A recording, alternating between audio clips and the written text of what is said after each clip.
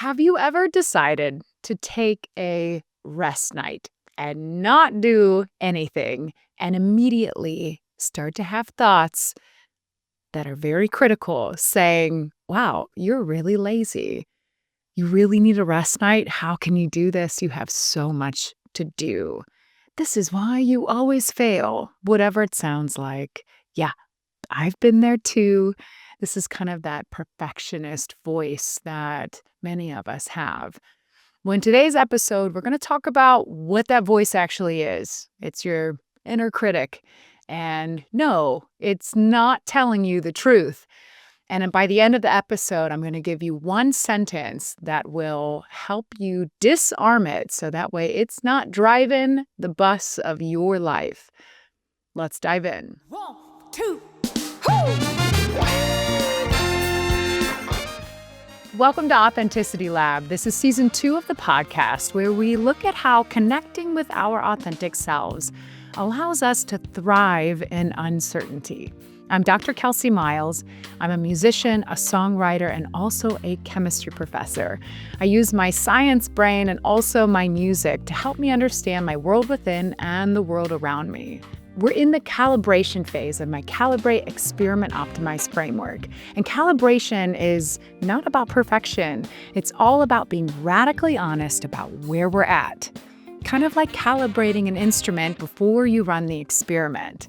This isn't about fixing or forcing anything, just being accurate about what we're observing. And these next few episodes will be focused on my song Fool, which is the 3rd track on my I Am album. And this song is all about that inner critic that we all have. It sounds so certain, and it pops up usually at terrible times. And in this episode, I'm going to show you how to disarm this inner critic. All right, let me share a story where my inner critic got really loud. And you might relate to this. It has some themes of perfectionism. I had planned to film a podcast episode. I think it was a Sunday, if I remember right. And I woke up that day knowing that was my main goal. And I got through my day. I even got a workout in. And then I went to start to write my transcript and just edit the thoughts that I was going to say on that podcast episode.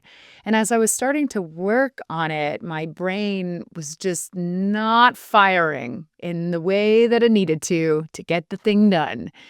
And so I thought to myself, maybe you just need a rest night. And we might not hit our deadline, but we really do need to rest. I can't do this right now. And I felt some relief. I knew that a rest night was good for me.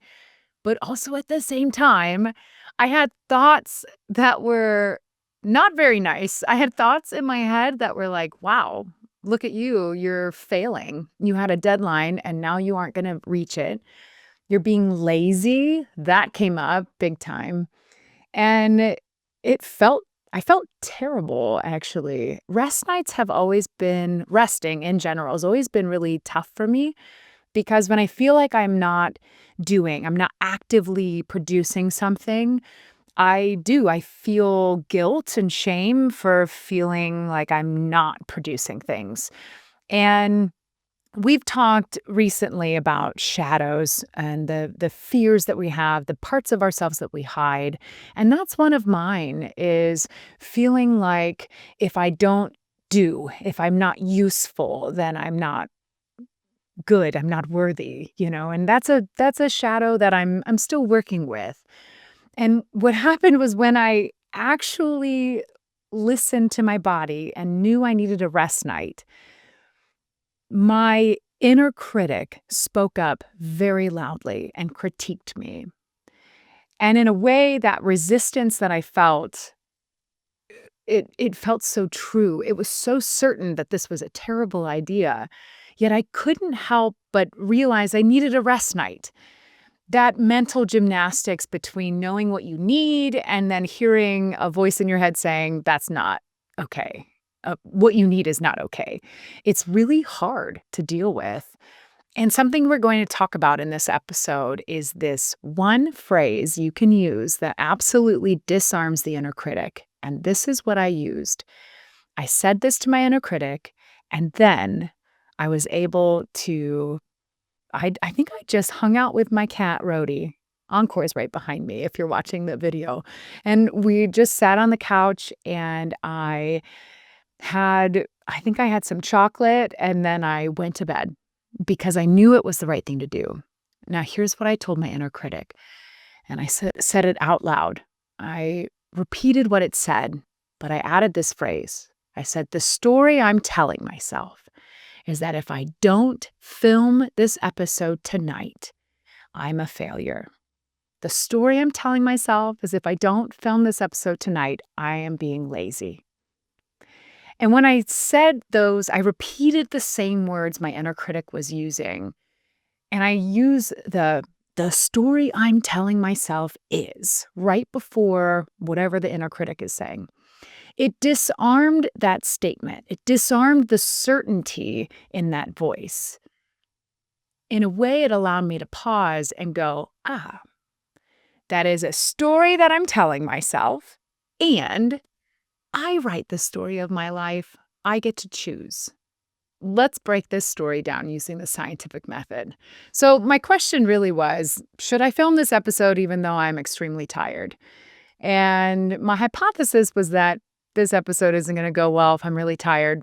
I should just rest, And so that was the experiment I ran. My experiment was to decide to rest.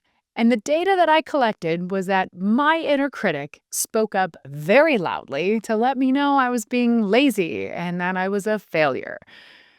When I analyzed the data, I realized that that was just a story I was telling myself. And we'll get more into it as to why I was telling myself that story. But often that inner critic is just trying to protect you. And in my case, it was protecting me from my fear of not being productive means I'm not being useful, which means I'm not worthy. It runs pretty deep. That's coming from my shadow. So the inner critic is just inserting its voice, and it sounds so certain, but it's mixed in with shame. So my conclusion from all of this was that I didn't have to believe that story, that I was a failure or that I was lazy. My conclusion was that I made a good choice. The experiment to decide to rest was a great choice. And so I did just that. Going back to our last episode about Shadow Work 101, we learned that shadows are things that we hide from ourselves, and they often run in the background, and they really run our life. They rule it in a very unconscious way. We've talked about shining a light on those shadows. And in this episode, we're talking about what happens when you do shine a light on it and you do make a change. What happens after that? Often the inner critic speaks up, and it speaks up loudly. It sounds so certain with what it's saying to you. At least mine does. I don't know how your inner critic sounds, but mine is very certain. And it took me a long time to start to parse that out, that it's not the truth. It's simply a story that it's telling me. We've talked a lot about being a scientist when we observe our own lives. And the reason I love that analogy is it allows me to, step back away from what's going on so that I don't get caught up in all the emotions that are tied with fear and shame and guilt. And when we step back and we really look at it, it makes a lot of sense that it would be a story I'd tell myself. Because here's the truth. If I really struggle with perfectionism, which I do, and if you're someone who struggles with perfectionism, hi, we have a lot in common. And it kind of makes sense that if I'm going to change my actions, once I understand a shadow of mine, once I understand something that I fear and something that I hide from myself, and I actively and consciously make a different choice. In my case, in my story, it was to take a rest night. It's so difficult for me to do that. I've really had to work on it so that way I take care of myself. If it really is true that I am afraid that by taking a rest night, I will be a failure, it makes sense that if I take a rest night, the next thing happens, which is the inner critic steps up and says with certainty that I'm a failure and I'm lazy. What I realize now is that the inner critic coming up after I'm making a change often feels like I've kind of backtracked, that the work that I did on my shadow to understand it, it didn't get me anywhere. And that's actually not the truth. The truth is, if you've been following along with the shadow work, you've built extra capacity. And so when you start to change your actions based on your understanding of some, unconscious beliefs that used to control you, when we start making changes, when the inner critic comes up, it's not that you're doing anything wrong. It actually means that you're doing it. You really are doing it. You're actively making a change. The inner critic has that voice that inserts itself there, hoping that you won't do the thing it fears. This brings me to my song Fool, and let me read a few of the lyrics and then I'll play the song. This is at the end of the chorus. And it says, "Now you're never, ever gonna fool me again." But you're wrong, you're wrong. Now you're never, ever gonna fool me again. And that's what we're doing today. We're learning a phrase and a way that we can pause and disarm that inner critic so that it doesn't keep fooling us. Here's your calibration moment for this week. I want you to notice anytime you have the inner critic speak up. One way I can tell it's my inner critic is it's so certain, and it usually uses language that's pretty harsh and judgmental. Also, for me, it kind of is in my head, whereas when I'm making choices that are really good for me and in alignment, my body feels good, I feel more relaxed and at ease. But that inner critic kind of puts me in a little bit of a tizzy, okay? And so here's what we're going to do. The next time that you notice this inner critic saying something to you, I want you to pause and I want you to insert this phrase. This phrase, by the way, it comes from Brené Brown. She is a world-renowned shame researcher, and she shared this phrase, and that's really where it's coming from. I don't want you to think that this was my idea. It was such a genius phrase to use. You're going to say, "The story I'm telling myself is," and then repeat what your inner critic said. Like I said in my story, it was that I'm lazy, that I'm a failure if I don't push through and finish this podcast episode. And now we're going to add something to this. Now we're going to ask, if this is a story that could be a possible truth, what's another story that could also possibly be true? We're just going to insert some logic here. So in the case of my story, the story I'm telling myself is that I am lazy. Another possibility, and I like to go opposite, so I like to go kind of 180 degrees to give myself a counter anchor point. So in my story, I would say, well, the story I'm telling myself could also be that I'm taking care of myself by resting. And allow both of those to kind of exist in your brain. And you'll notice that one of them feels a lot more calming than the other. And for me, it was clear that the truth was actually that I was taking care of myself, even though the inner critic was telling me that's not true. We could take this one step further if you'd like to introduce the experiment portion of the Calibrate Experiment Optimize framework. In my story, what I did was I opened up my calendar and I set aside 1 hour later that week that I would work on this podcast, kind of giving myself an anchor point so it would be easier for me to rest because I knew that I had something planned. That was a way I could still move forward and not allow the inner critic to drive the bus. Hey, my phone died while I was recording this episode, but I caught the audio and there's some really great magical moments coming up. So thank you for listening. And that idea that you get to choose what you're going to do in your life is so empowering. Now, in future episodes, we're going to understand this inner critic on a deeper level. So not only can we disarm it, but we also understand where it's coming from.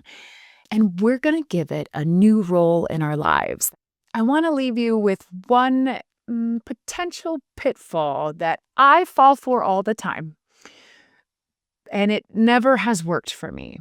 It's not useful to argue with this inner critic.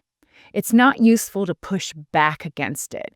I found that the best way is to step back and use that phrase. The story I'm telling myself is. If you argue with the inner critic, essentially it's gained power over you. And think about conversations where people are like arguing. When someone just calms down energetically and says, hey, clearly we're not doing well here. Let's figure out what's going on. It usually disarms the situation. But if you were to argue back to someone and start yelling and get louder and louder, that usually doesn't solve anything. And the same is true with the inner critic. You can't just say, well, that's a stupid thing to say, and that's not true. That's not true. I'm not a failure. That actually makes it more powerful.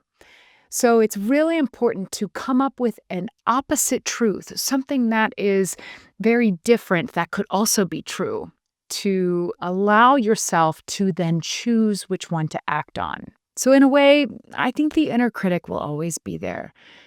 And we can build capacity and compassion so that it can exist, but we don't really listen to it in the same way we might have before. So our main conclusion is that the inner critic, it tells us stories, but not necessarily the truth. Thank you so much for listening to Authenticity Lab. If you enjoyed this episode, I would love if you could share it with a friend, a colleague, or a family member that you think might get something out of it.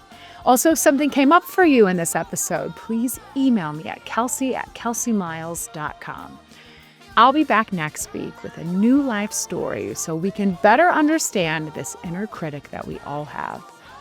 My hope is that every episode inspires you to live more boldly, lead a life of curiosity, so you can keep being your most amazing, authentic self. Yeah, that house will always call you.